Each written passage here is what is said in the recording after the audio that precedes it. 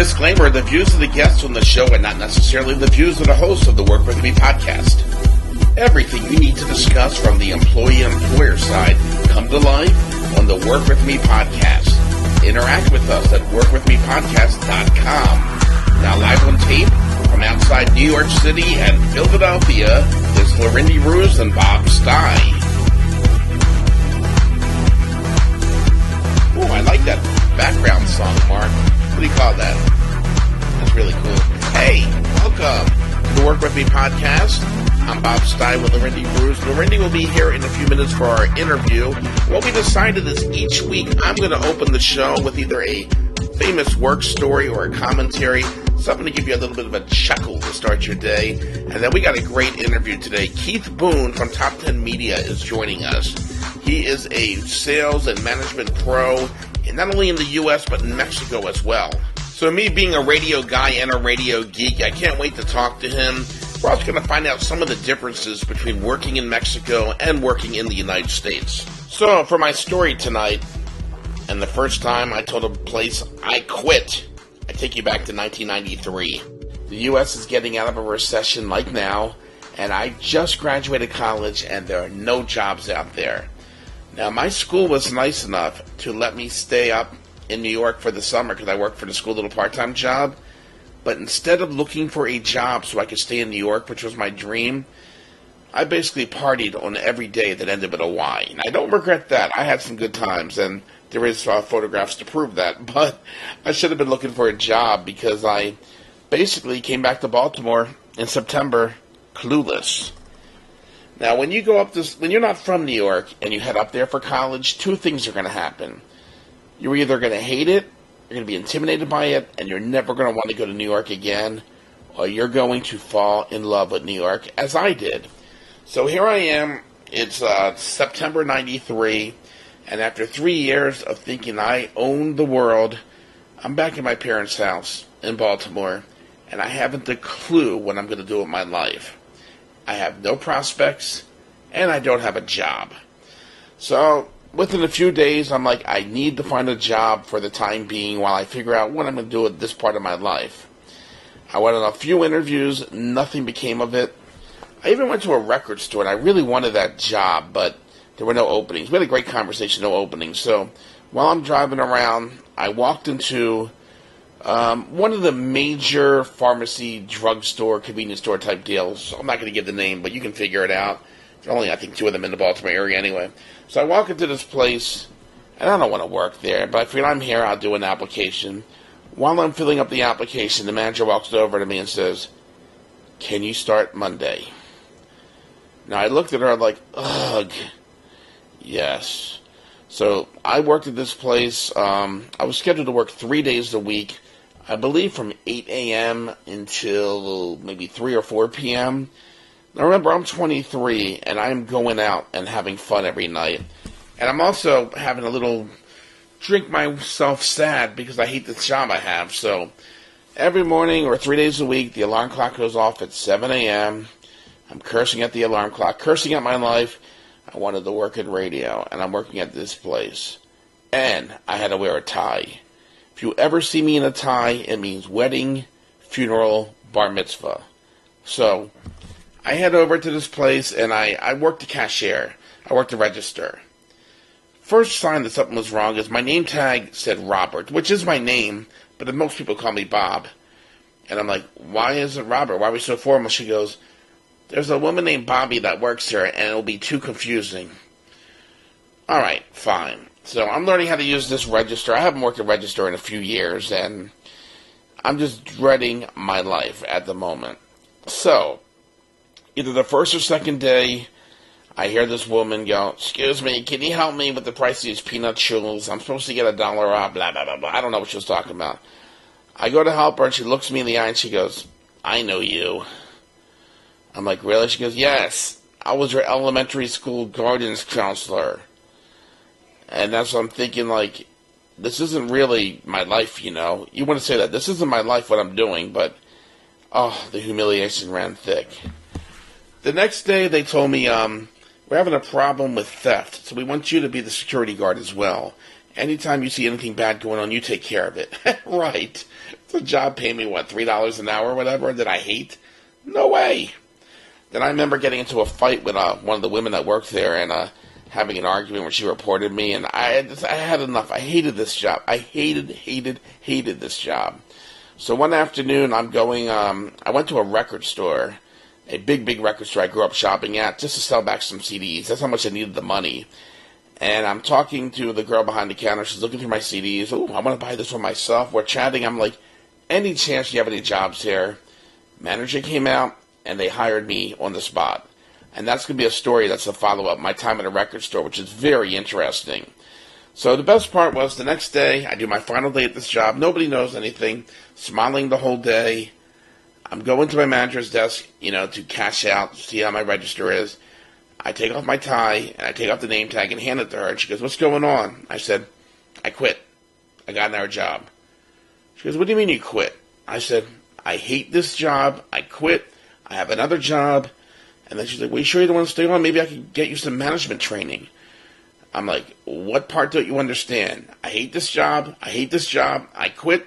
I found a job where I don't have to wear a tie. I'm not going to be humiliated, and I get to listen to music all day, and I make more money. I quit." 2 weeks later, I went to get my final paycheck. She looked at me and said, "You interested in getting your job back?" For the last time, I got to say, "I hate this job. I quit." Well, Larendee, I was a lot younger then. Look at her shaking her head. Hey, Bob, we're live. All right, we are very excited, Larendee, to have Keith Boone with us, who runs Top 10 Media, which is based out of not only just El Paso, Texas, but Mexico as well. Keith, it is great to be with you. You're visiting us from El Paso right now, correct? Right. I'm at home in El Paso and have been for a couple of months. And I tell you, I would rather be out on the road. But anyway, we're here. We're working from home in El Paso, Texas. Now, you've got such an interesting background, and you made such an interesting career move as well. Tell us a little bit about your upbringing and how media has always been a part of your life. Well, my dad, who passed away last year, was a radio station owner in Mexico. He ended up owning 15 concessions and being involved all through the country in different aspects. But he met my mom in like 1959. He moved to Ciudad Juarez, Mexico, which is right on the border with El Paso, Texas. And I was born in 1961. So as he started growing his business, he started growing his family. I have two sisters younger than I. And all of us just grew up in that atmosphere. And back then, in the early 60s, well, once I could start fathoming and working, I was spinning records from a young age and helping program stations. Back then, it was pretty cool because you would wait for the mail to get there, and the record companies would send you these 45s. And you would be able to listen to the hits before they became hits. And I remember one in particular, the Hollies, Long Cool Woman in a Black Dress. Great song. When I heard that, I said, "Oh, this is going to be a hit." And I was a little kid, Right. And sure enough, we played it, and so did the rest of the country. And it became a huge hit. So, those things, they bite you, you get that in your blood, and it's hard to get it out. So here I am, 50 some odd years later, and still loving it, even though I took a break from media for a while. But that's kind of like the roots of it for me. Now, you actually spent some time in construction before media. Tell us about that transition.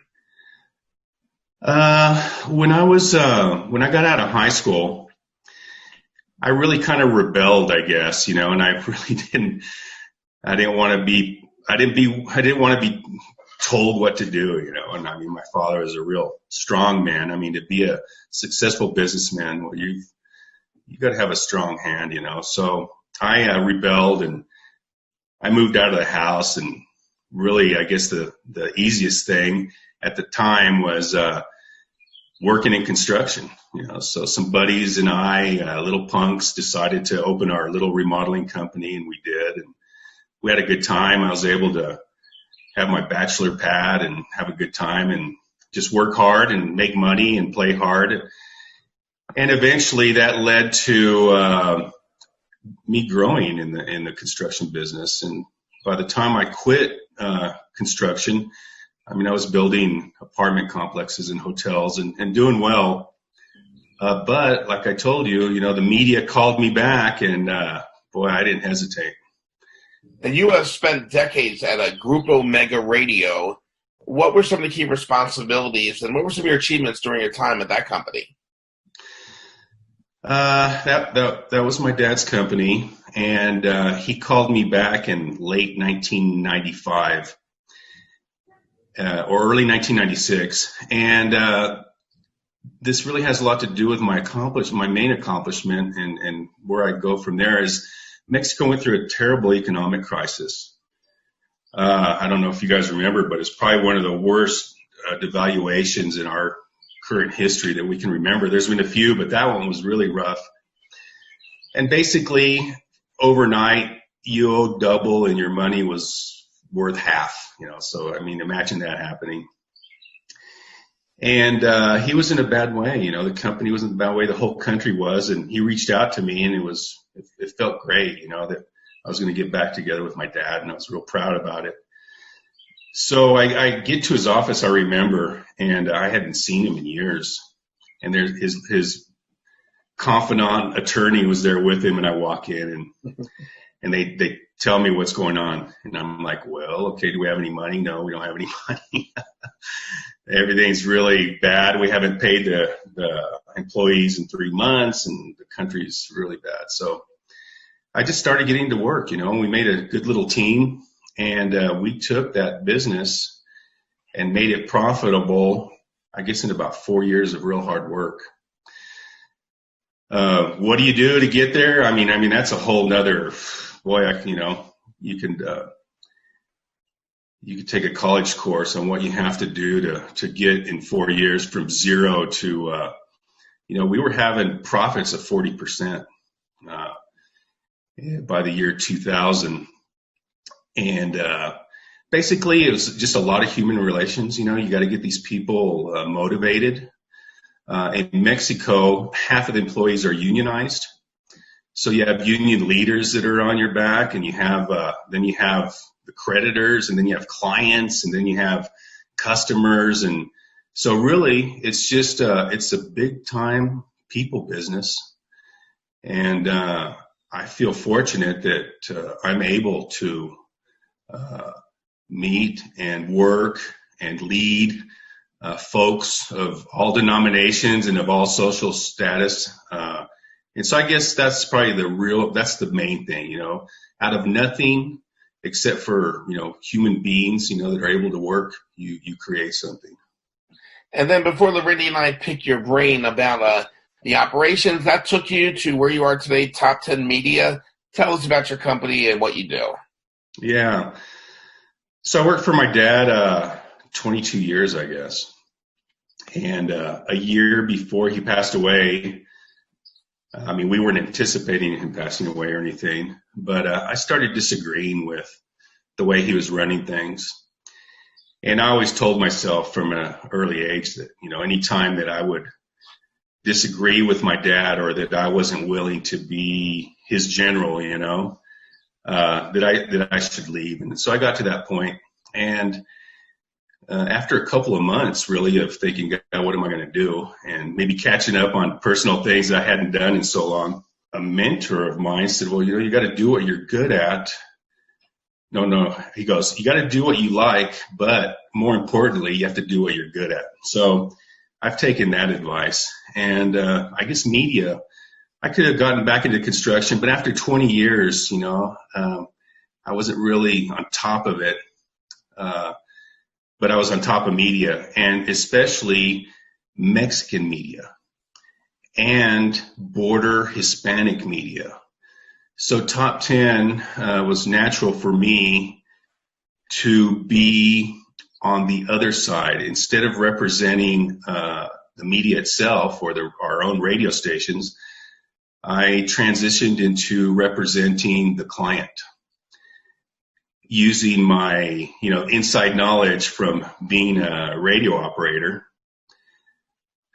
to actually getting the best value for my clients. So that's kind of what Top 10 does, and that's where I'm coming from. And then I was able to open up. When I was working for my dad, he insisted that we only sell his stations. We saw opportunities to sell other media in other cities. I mean, we would go on tour, we'd go to New York City to the agencies and sell our stations on the border. And if I could have taken, other groups with me and other, TV and billboards and all that stuff, I think we would have sold, a lot more. So anyway, that's always been in the back of my mind. And when I opened Top 10 now, I opened it up. So I'm a media buyer for clients and agencies. And I buy, you name it, whatever media is out there, specializing for Mexican media. Now, your headquarters is out of Mexico City, correct?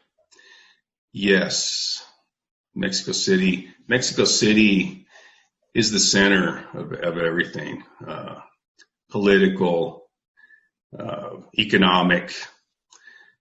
Mexico City is just a monster, really. Everything's there. It's got some disadvantages, for having everything there. In the United States, we're a little more diverse.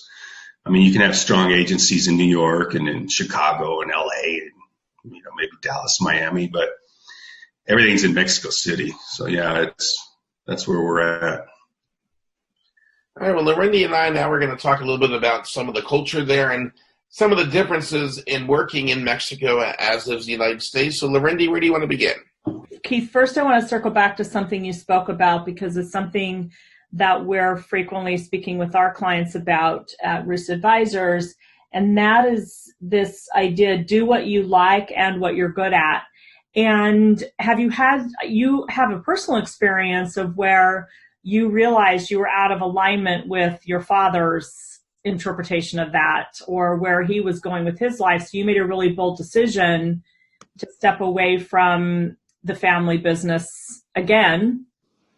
How would you say that if you're working with an employee and you find out that there's misalignment, not from a fiduciary response, not from a fiduciary place, but from just a place of we're no longer aligned in how we view the world, how do you believe you as a mentor and a motivator for your team could help an employee come to that conclusion themselves and leave your employee in a way that both parties still get to maintain their integrity, their humanity, their respect, because not every employee knows how to do that, and not every employee considers that that's actually the best thing they could do for themselves and their employer sometimes. So how would you guide an employee through that kind of transaction, having been there yourself?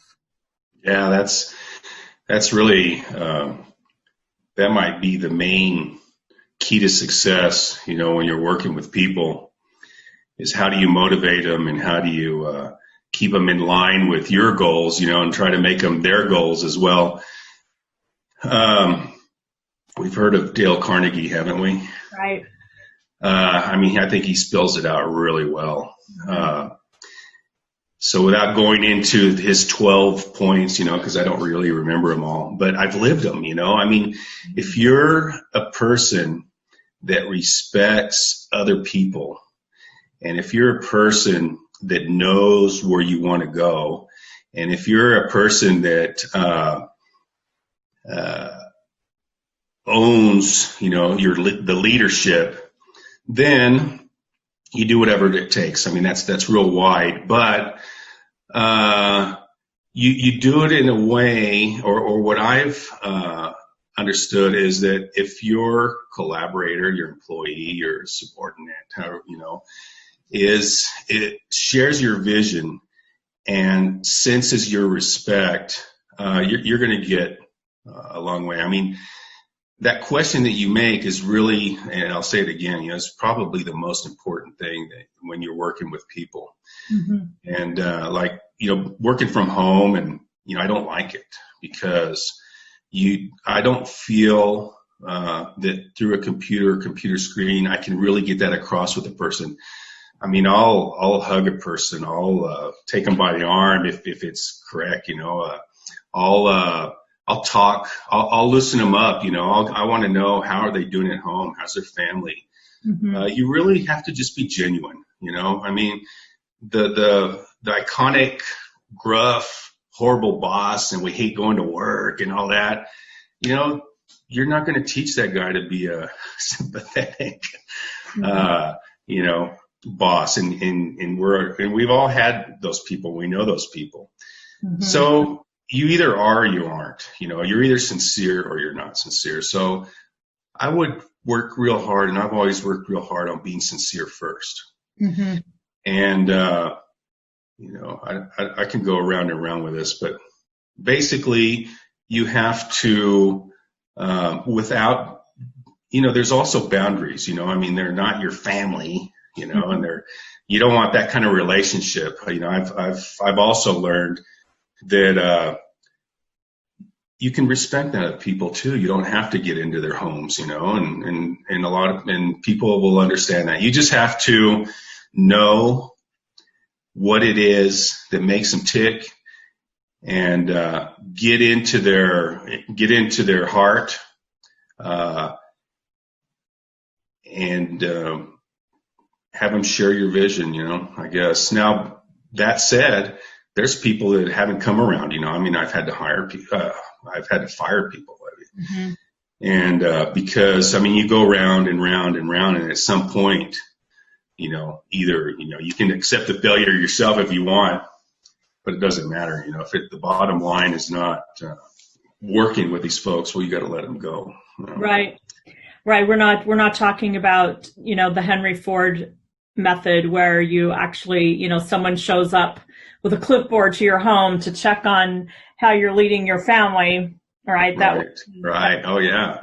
His methodology gone kind of horribly wrong. And at the same time, respecting that everyone, I think as leaders, one of the things that we focus on is helping the employee find the spark within them that encourages them to get up and do the work that they do every day. And then there's accountability, because there are tasks that need to be done. There are things that need to be done in order to move their desk forward. And when we can come from that place of, here's where you are, here's where I am, and we can mutually align without having this exact same opinions. The one thing we can agree on is that there are tasks that need to be done. There's things that need to be accomplished, and we're going to agree on that. And then if it comes to a point where we can't, then it's a mutual decision that this is not in anyone's best interest, but everyone still maintains their dignity, right, to the best that we can, right? I want to add something. When I first started, I got into the company, and everyone was there. I mean, I didn't have to hire people, or I had to deal with what was there. Mm-hmm. And immediately, I gave everybody the benefit of the doubt. Not everybody was up to par, and especially under conditions so difficult. But as I grew and the company grew, I had to be responsible for hiring folks. And so that's a real important part of doing business, is hiring the right people, looking for the right people. Mm-hmm. Now, I feel that our business, the media business, the broadcast media business, it's a small world. In the United States, it's larger. In Mexico, it's a lot smaller. But there's just not a lot of talent, really, So, you have to create your talent. But if you're looking to hire a general manager, there's not much out there. So, and that's a real important part of hiring. I've hired some great folks, and then I've hired some real ducks, so that's an important part. Right. Was it what percent would you say was attitude and commitment compared to skill set? For the people who weren't successful for you in working, mm-hmm. What percent was skill set and attitude and commitment compared to skill sets? I guess attitude is probably more important. Skill set, you look at their background and, okay, well, I've been in radio for 20 years and I was in sales and whatever, but if they don't have the attitude, I mean, let's say they have bad habits, Mm-hmm. even though they have the skill set, they're going to bring their bad habits with them or their good habits. Mm-hmm. So I would say skill set is more important. If I had to choose one or the other, I think attitude, is more important. Attitude. What are some of the bad habits that you've seen employees bring that have? Criminal behavior. What is it? Machismo in the case of men, for example. God, it's we never really tolerated that, and it was a habit of mine since I was, when I first started. All my secretaries or assistants have been female, but I would never be in the same room alone with them, Mm-hmm. And I mean, they were wonderful women and wonderful mothers and great, excellent, but that was just an important thing for me. And, I would hire, I had hired some guys that were just really, and, so that's a bad habit. Then I remember a couple of general managers that were thieves, basically, they would steal. So anyway, I mean, the good thing is, and I've always said it, thank God that people are mostly good, but yeah, there's some bad apples for sure. Right. The humans are messy, aren't they?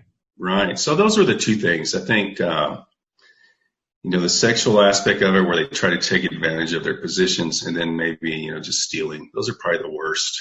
Right. Lazy. I don't know. I don't think I've really had a problem with somebody being lazy. Really media is exciting and it's fun to go to work, Mm-hmm. But yeah, those two things have always been a problem for me. Well, I'm glad you bring that up because I too have had experiences in both of those situations. Mm-hmm. As an executive and then as a consultant, consulting with CEOs and COOs. Mm-hmm. And there's always the initial denial on the part of the CEO and the COO as well, just shock and disbelief. And then they kind of go through these 5 stages of grief around right. it because it just flies so much in the face of what most CEOs and COOs, at least that we work with, are trying to accomplish in the world. I mean, to be fair, the kind of CEOs and COOs and organizations that we attract are coming from a place of an attraction towards a higher good for all mankind. So there's been rare instances where that was a problem at the C-suite level, because that does exist too, right? But for us, we really haven't had. There's only been a couple instances where that's been the case, and then we stepped away from the assignment.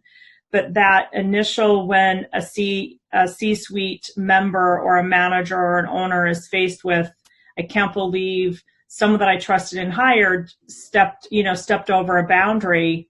And because I think it does for people like you and me, it does fly in the face of who we are. So it's a step back for us, isn't it? To say, yeah, that exists out there.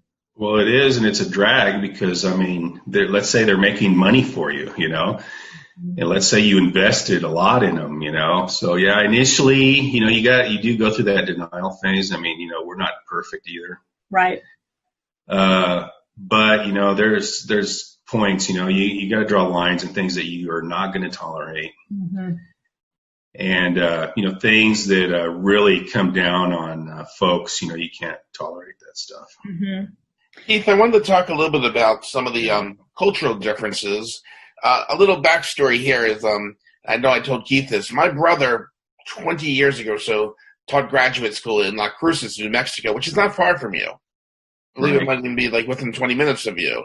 Yeah, it's close. What's interesting is where Larendee is in suburban New York, the tri-state area is New York, New Jersey, Connecticut. I'm outside Philadelphia, where we consider the tri-state Pennsylvania, Delaware, and New Jersey. Where you are, the tri-state is actually Texas, New Mexico, and Mexico, which I always found fascinating.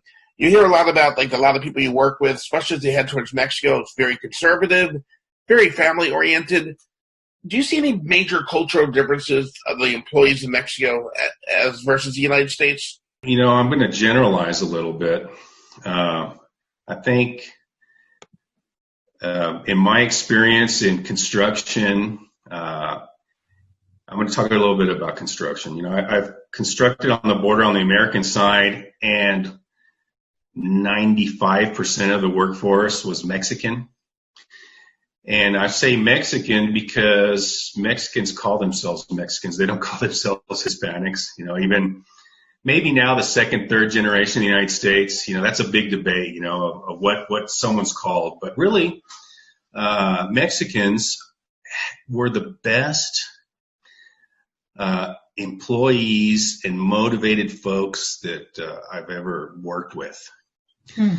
And if you look at a construction site or, a farm or a meat packing plant, I mean, they're just so dedicated to what they do and motivated because they come from a real poor background, and those are great opportunities for them. So I've always felt that working with Mexicans was a big plus for me, and being fluent and knowing their culture has always brought value to any project that I was involved in, and I had Mexicans working for me. In Mexico, there's a reason why the ones in the United States are really hardworking, and mostly honest folks, because they're that way in Mexico. So we say they're noble. They call themselves noble.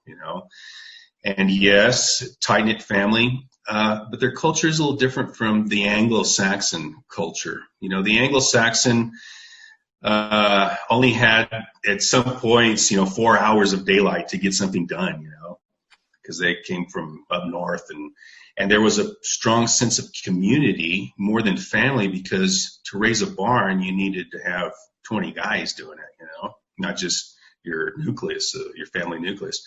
But in Mexico, things are different. The climate's different. The sun shines more. Things are, food and general. I'm being doing a little anthropology here, but their needs weren't like the Anglo-Saxons. So they were able to consolidate their emotional and physical needs in the family more and less in community.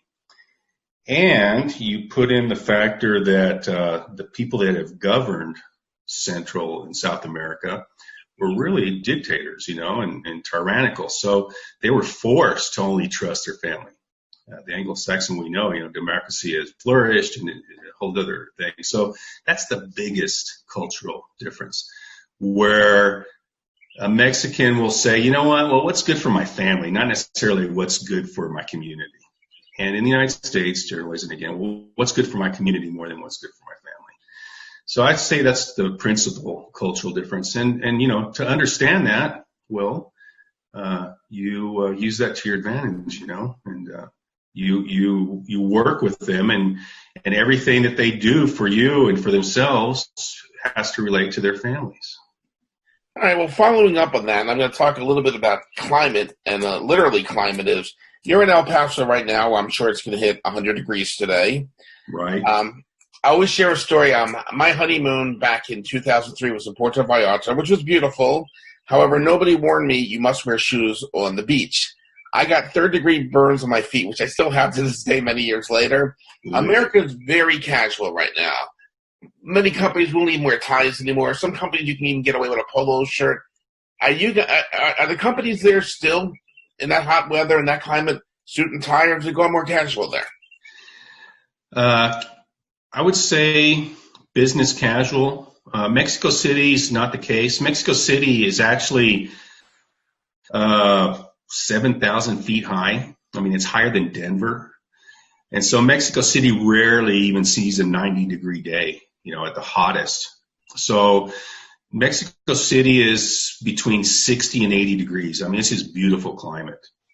So that's a suit and tie. I would venture to say that New York is suit and tie, in Mexico City, suit and tie. But you go to Guadalajara, for example, which is the next biggest city, or even Monterrey, which is they're about the same size, and folks will wear like a guayabera, which is like what we know as barber shirts, kind of, but real nice ones, and that's considered a conservative wear.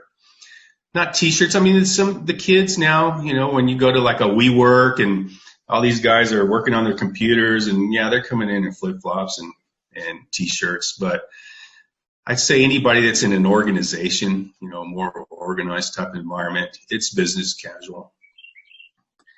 Definitely. I mean, I don't like wearing a tie, and I rarely did. But when I lived in Mexico City and had to do stuff, I definitely wore a tie.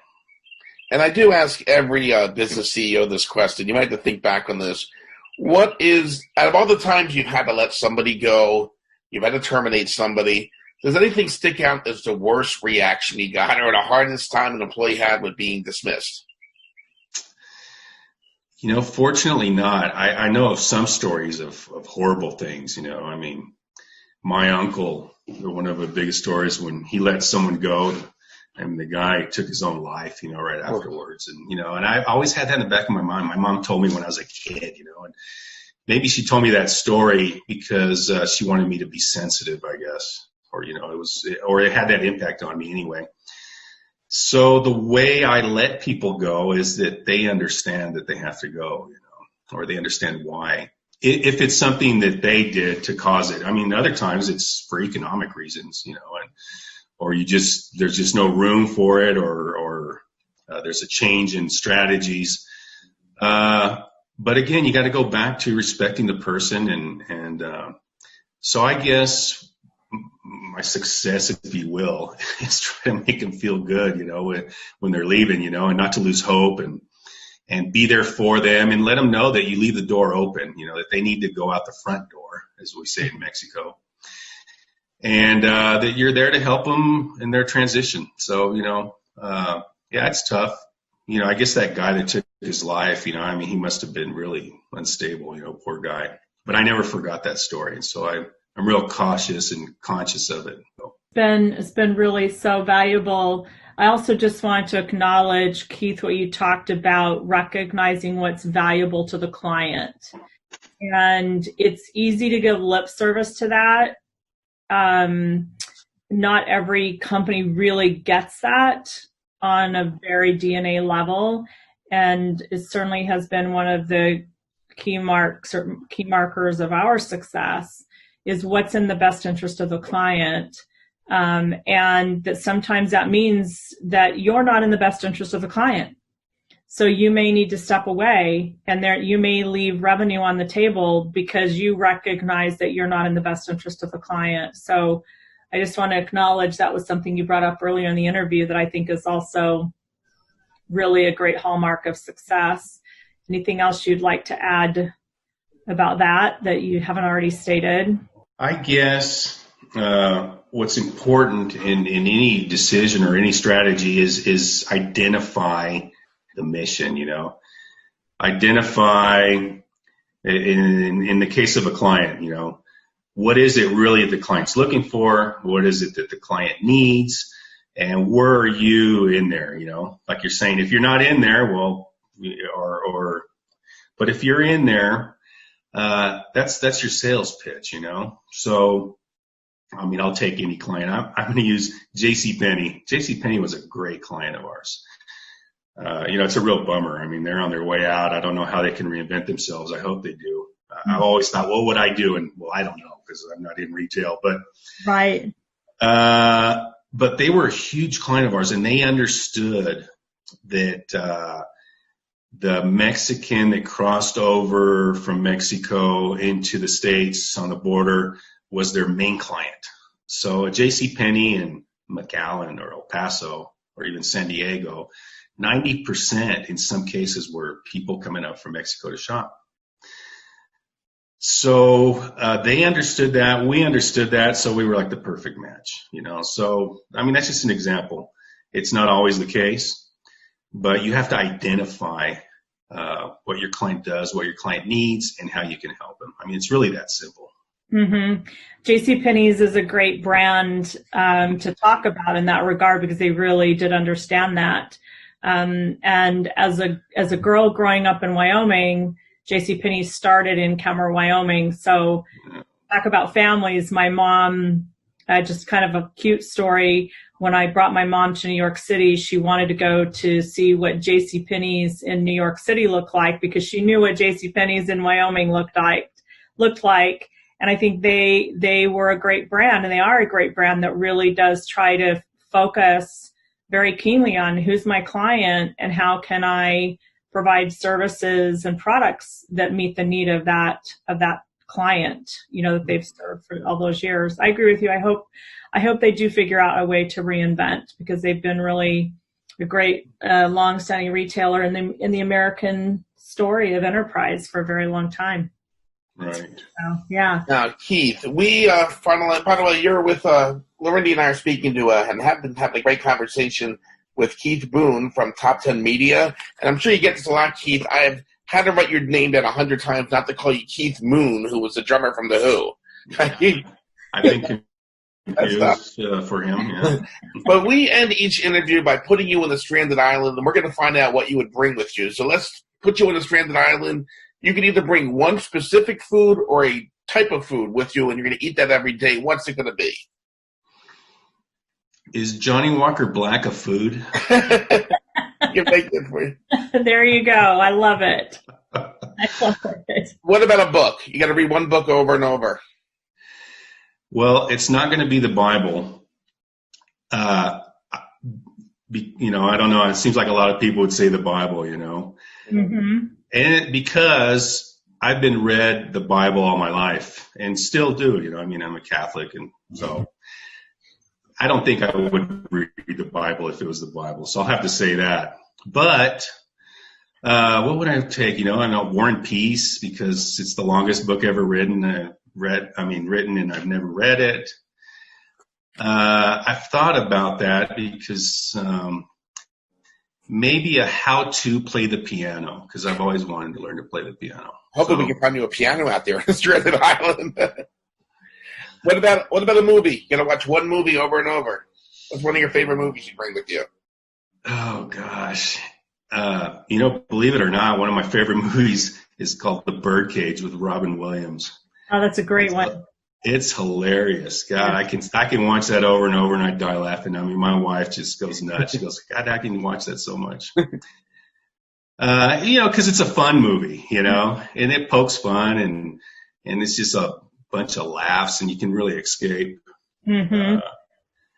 There's just so many movies, and especially now that we're all closed up, and we go to our different, either Amazon or Netflix or cable, and try to find movies, and you'll run across a good one. But yeah, just one movie, okay, I'd take The Birdcage. All right, how about a TV show? You can have the whole series of the TV show if you want.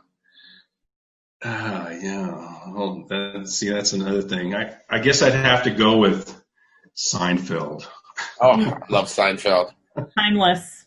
And one group or musician. Not only will you have their music, they're going to hang out with you there and perform for you. Who will it be?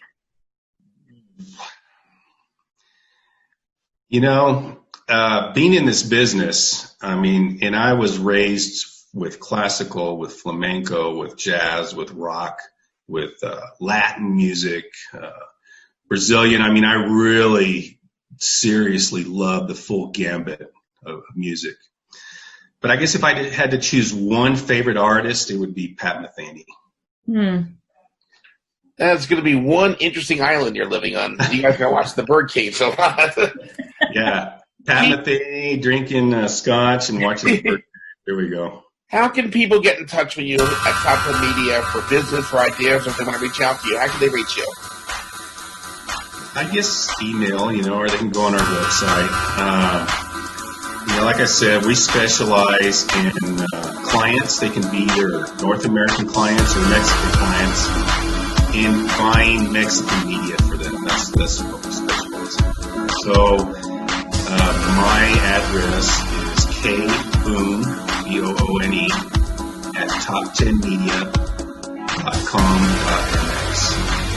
That is Keith Boone from Top 10 Media, a fascinating interview, and we thank you so much. Yeah, appreciate it, guys.